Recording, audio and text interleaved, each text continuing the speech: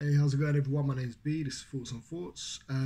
So I'm back with another OCD related video, and this one is actually a part two to the first one, which was about non-duality and how it can help cure OCD. The reason why I wanted to kind of revisit this is because one, it's hard to really get into like 20 minutes. Even 20 minutes was I didn't really want to even take it that long, but it's hard to get into a small amount of time exactly what I'm talking about and to convey that to you in a way that it can be practical as well in terms of battling with OCD. The other reason why I wanted to do this is because I got a comment on from Reddit on this video, and really what I wanted to do this video is just give you a different perspective, which kind of stokes a bit of conversation and stokes a new understanding of where OCD comes from, and just a new perspective, I guess, in general on how our mind works. And I really believe non-duality can provide that, and I'll explain why, later in the video. But let me read you the comment. It's quite a long one, so this might be a video for itself. But thanks a lot for the comment. It was from Heel Turn OCD on Reddit, and it's under the original video that I posted. So I'll read it out because I feel that we agree on a few points, and it's maybe a misunderstanding on my side. In terms of how I presented the information before. So anyway, we'll get to it. So she says, this was really interesting, and I like a lot of your explanations, especially the annoying song one. It is cool to hear someone talk about OCD in a theoretical sense, spiritual sense. I'm curious though about your thoughts on the idea of selfhood being a helpful concept at all for OCD. The idea that there is an enduring you that is real under everything. For me, what has helped is changing how I viewed identity. That identity is not really a reflection of a real self, but rather a consequence, reflection of someone's actions in the world. For example, I'm not a lesbian because I have a special spot in my soul that says lesbian on it, but rather because I exclusively date women want to date women and associate myself with other lesbians socially and historically. It isn't an absolute thing, but it just happens to be how I exist in the world. I think this way of viewing things still opposes the thoughts equals me idea that makes OCD so troubling, but without necessitating the idea of a true self that I think can be a real sticking point with OCD. Though I guess this action basis can also be sticky when dealing with someone who seeks evidence that they are not X, Y, or Z. I think the action approach emphasizes A equals A and B does not equal A, and might erase the need to check fears/thoughts against an inner self that is already difficult to assess if you have OCD, and also applies outward to treatment. OCD is OCD because of both obsessions and compulsions. It would not be OCD if an action and a compulsion did not accompany the trigger. What do you think? Can there be a synthesis between a spiritual self and action-based understanding of self in the world to help cognitively understanding OCD? I also find this helps with assessing the damage OCD does to someone's livelihood by preventing them from completing things necessary to have a good life. Okay, so the main thing I'll take from that is that she's questioning whether we should look at it as if we have a true self, as if we should have, an enduring self that's within us. So some people might call that a soul. They might say, oh, I've got a soul and that's the most important and I want to align with that soul, right? Instead of aligning with, whatever thoughts are going on. She then says that there's her identity is based on what she does in the world, right? So, if you're a lawyer, for example, you're a lawyer because you're a lawyer. You're not a lawyer because something in your soul told you to be a lawyer. Or if you're a lesbian, you're not a lesbian because something in your soul told you to be a lesbian. It's because that's how you feel. And that I completely get. Now, this is where I kind of disagree. And how I'm going to have to do this, how I'm going to have to explain this is go back into non-duality and explain what I mean by that. So when I say non-dual, what I mean is that we're not looking. Okay, so there's the common understanding is that we have a soul, or the common belief you could say is that there's a soul in us, and there's kind of around us there's a shell, and the saying a ghost in a shell is like that's what that means. Is like there's a ghost in a shell, so it's almost like a self that we are and it kind of, the personality reflects that soul, right? So there's, however you are, your soul is kind of the author of that. Now, this is not what I mean when I say non-duality, and when I say a true self.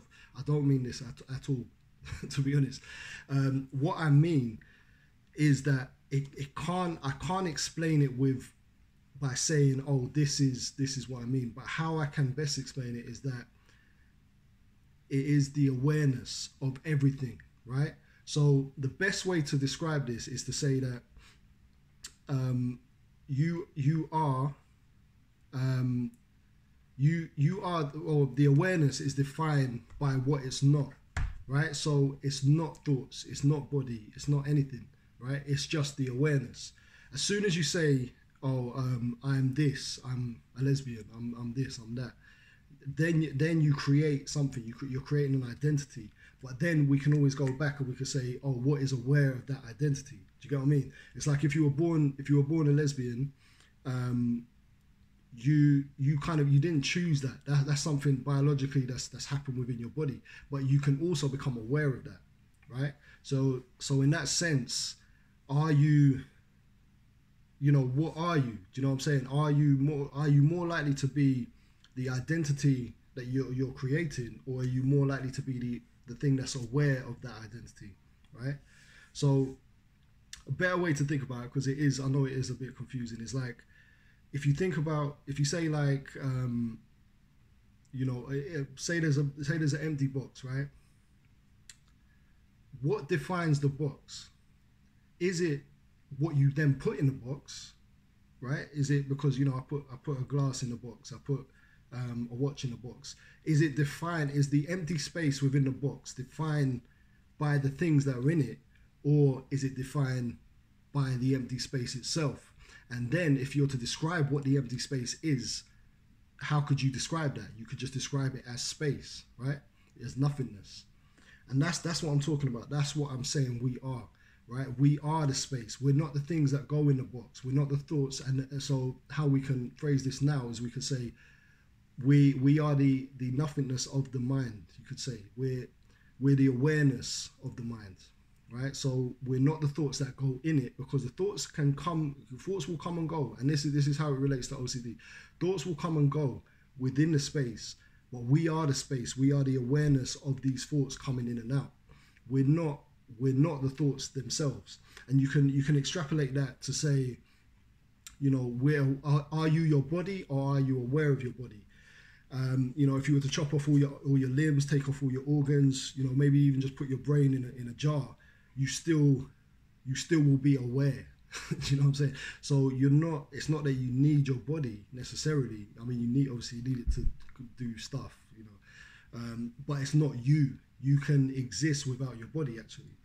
And in the same way, it's like you can exist without your thoughts, right? You don't need to think. You don't need to have an identity to exist in the world. It can help. It's what I talked about before in the previous video when I said your ego. So your ego is not necessarily a bad thing. A lot of people can take that as a bad thing, but there's a clear separation between what you think you are and the awareness that is perceiving what you are, right? So it's the object and the observer of the object. So you could say, I can observe myself, I can say I am this, right? But what's the thing that is observing this? And that's what I'm asking you to investigate. So even if now, if you just thought for a second and you just say, okay, what are these thoughts that are coming?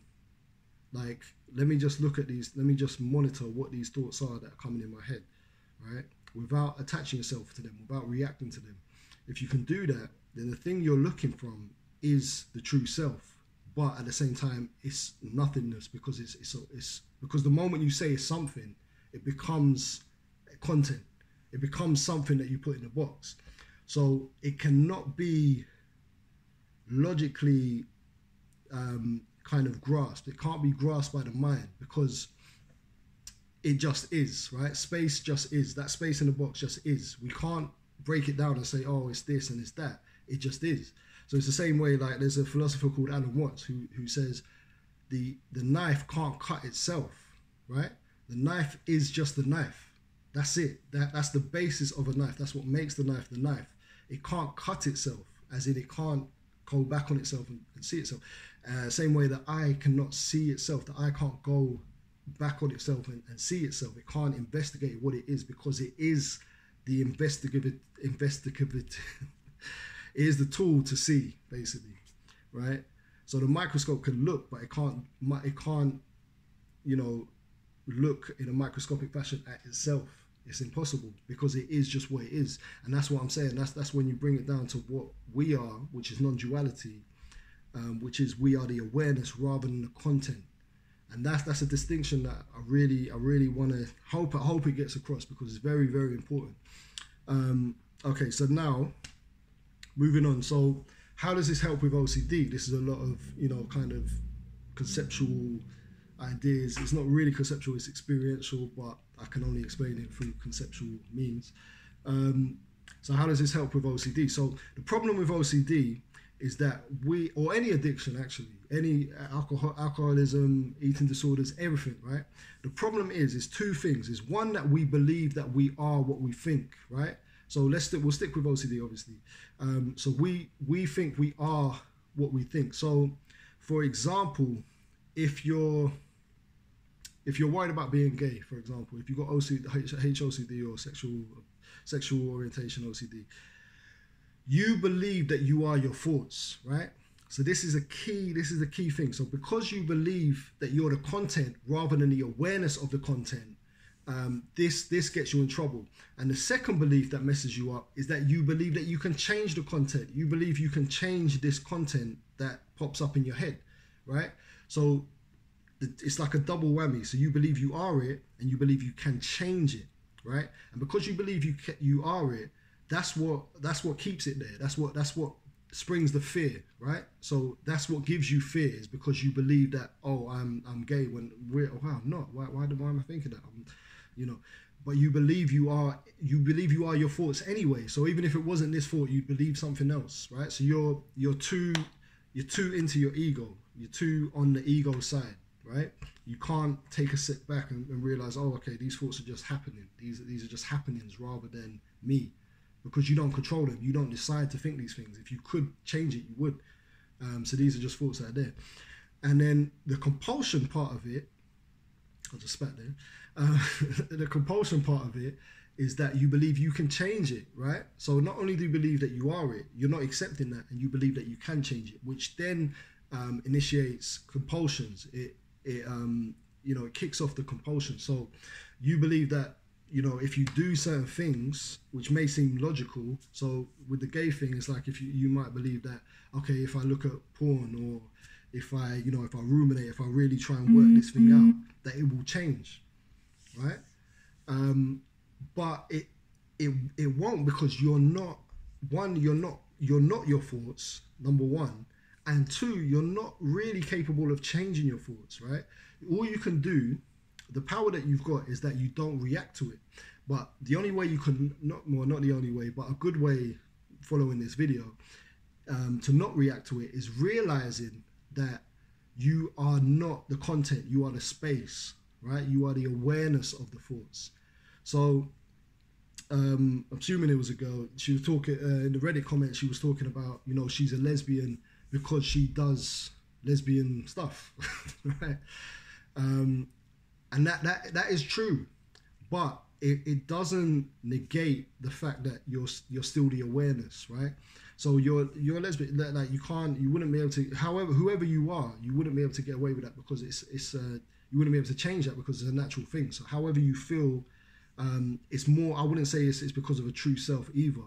I would say it's more biological, right? Or it could be nurture, however, whichever way. But whichever way, it's nothing really to do with you, right? And it's nothing to do with a so-called true self in terms of how it plays out in the world.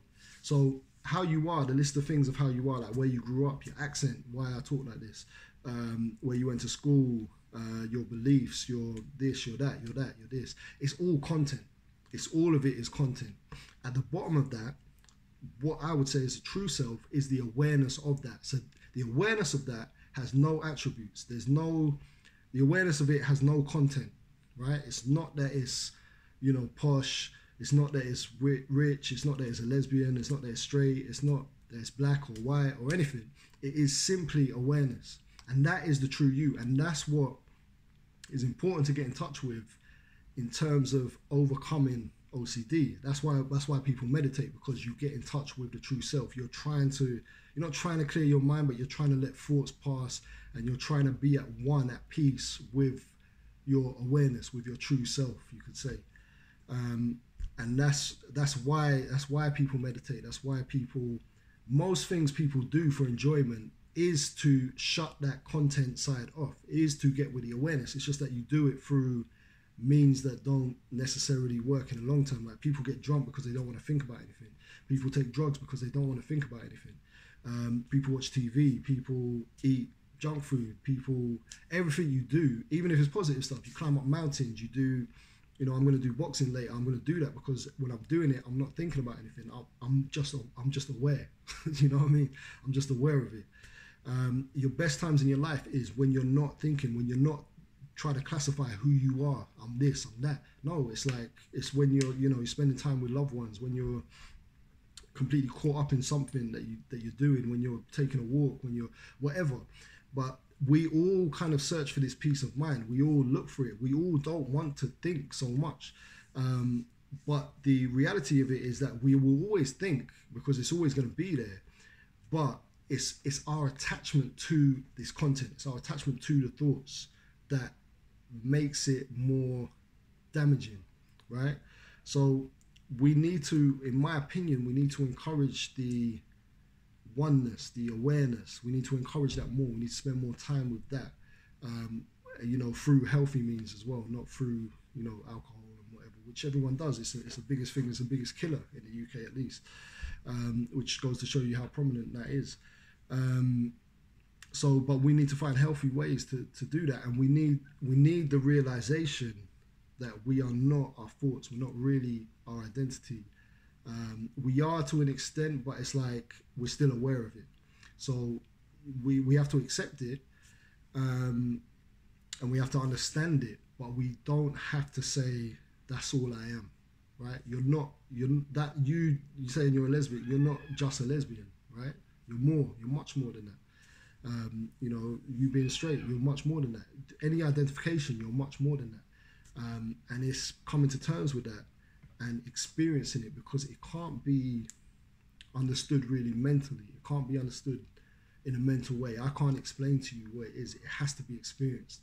And the only way it can be experienced is through kind of introspection, meditation, acceptance, surrendering, not trying to change stuff. And OCD lives off the fact that you think you're your thoughts, and it lives off the fact that you think you can change them. And the realization that you're not your thoughts, you can't change them, you are just aware. That's what you are. You're the witness. And that, I think, is a revolution. It shouldn't be a revolutionary idea, because to me it's reality. It is how it is, and you only have to go within yourself to experience it. And you'd probably agree, I think. But yeah, okay. So I think that will do. But listen, this is new. If this is new information for you, it's a lot to take on. And it's a lot to kind of get your head around. Technically it's impossible to get your head around it, because like I said, you have to experience it. So take your time with it. I know that we, especially if you've got OCD, you hold on to that idea of self, because you want hope. You want the possibility that one day you can be without OCD. You want that hope. But the thing is, there's nothing you can do. You know what I mean? You have to let that OCD be. You have to let that, you have to come to peace with it. You have to be okay with it. You can't get rid of this. I'll be honest with you. And it's the treatment, all the treatments, ERP, all the treatments that work, ERP, ACT, all of them. They will tell you the same thing. It's like, you're not your thoughts. It's about coming to an acceptance that they're there, and realizing that you're not them. And then you're able to get past it. Like, the trick of it is that, okay, so say in spiritual circles, what they'll say is that everyone's already enlightened. Everyone's already free of suffering, for example, but they just don't realize it. And this is the same with us. It's like we are free of OCD and anxiety and all these things, but we just don't realize it. And the fact that we don't realize it and the fact that we think we can change it is the OCD itself. It is what makes it the OCD. We're doing the compulsions, right? We're reacting to them in the wrong way. We're attached to our thoughts. We think we're our thoughts. So the awareness is free of OCD, right? But you're not attached to your awareness. You're attached to your thoughts. You're confused, essentially. And that's what happens to us when we have OCD, is we are really confused. Yeah. So anyway, I think that will do it for now, because that's a nice take. That's a lot of non-dual, food for you there. But like I said, man, check out the guys I love, like Sarguru, Muji, Paul Hederman, Adeshanti is good. He's not Nigerian. He sounds Nigerian. There's loads more, man. But if you're interested, if it's a route you want to go down, then definitely, take a look, have a look at it. Aside from that, I think most of these treatments, like I said, they go hand in hand with this, and I think that they can be even more effective if you really understand, especially ACT. ACT is really big on this. But yeah, okay, so cool. If you like that, like it, do the tick thing, subscribe, do all that stuff. I love making this kind of content, man, because I just find it really interesting. And I hope that it made sense. I don't know if it did, but I hope it did. And I will speak to you soon, man. Take it easy.